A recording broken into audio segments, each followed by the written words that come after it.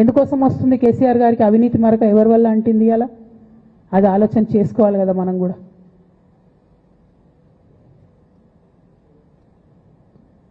కొంతమంది కేసీఆర్ గారి పక్కన ఉన్నటువంటి వాళ్ళు కేసీఆర్ గారి పేరు చెప్పుకొని అనేక రకాలుగా లబ్ధి పొంది వారు చేసినటువంటి అనేక చెత్త పనుల వల్ల ఇవాళ కేసీఆర్ గారి పేరు బద్నామయ్యే పరిస్థితి వచ్చింది.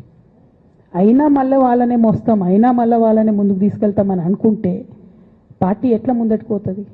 ఒక బిడ్డగా నిజంగా నేను బాధపడతా ఉన్నాను.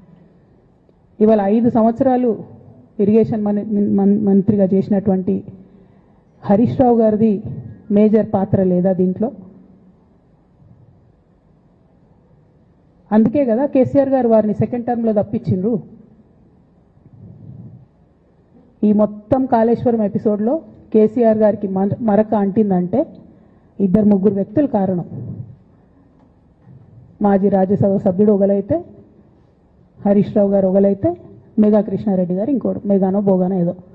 ఈ పెద్ద పెద్ద కాంట్రాక్టర్లు అందరితో కుమ్మక్కై కేసీఆర్ గారు ప్రజల కోసం ఆలోచన చేస్తే, నీళ్ల కోసం ఆలోచన చేస్తే, వీళ్ళు సొంత వనరుల కోసం, డెవలప్మెంట్ కోసం, ఆస్తులు పెంచుకోవడం కోసం ఆలోచన చేసి ఇవాళ మీ వల్ల రేవంత్ రెడ్డి లాంటి వ్యక్తి, తెలంగాణ ఉద్యమానికి సంబంధం లేని వ్యక్తి, కేసీఆర్ గారి కాలి గోటికి సరిపోని వ్యక్తి, ఆయన నిలబడి కేసీఆర్ గారిని చేయెత్తి చూపించి కేసీఆర్ గారి మీద సిబిఐ ఇవాళ నేను వేస్తా అని చెప్తున్నాడంటే కారణం ఎవరు దీనికి?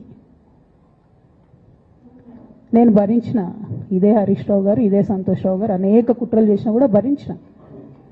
నా మీద ఓపెన్గా మీడియా మిత్రులందరితో రకరకాల మాటలు చెప్తే కూడా నేను భరించిన. నా పర్సనల్ అటాక్కి నేను ఎప్పుడు కూడా వాళ్ళను ఇంతవరకు పేరు పెట్టి పిలవలేదు, మాట్లాడలేదు. ఫస్ట్ టైం చెప్తున్నా నేను. ఎందుకోసం చెప్తున్నా? కేసీఆర్ గారికి ఈ వయసులో సిబిఐ ఎంక్వైరీ ఏందండి? ఎందుకోసం ఆ కర్మ పట్టింది? ఎందుకు భరించాలి? ఇటువంటి వాళ్ళని చూస్తూ ఎందుకోసం ప్రొటెక్ట్ చేసుకోవాలి? మరిన్ని ట్రెండింగ్ వీడియోల కోసం న్యూస్ 18 తెలుగు యూట్యూబ్ ఛానల్ ను సబ్స్క్రైబ్ చేసుకోండి.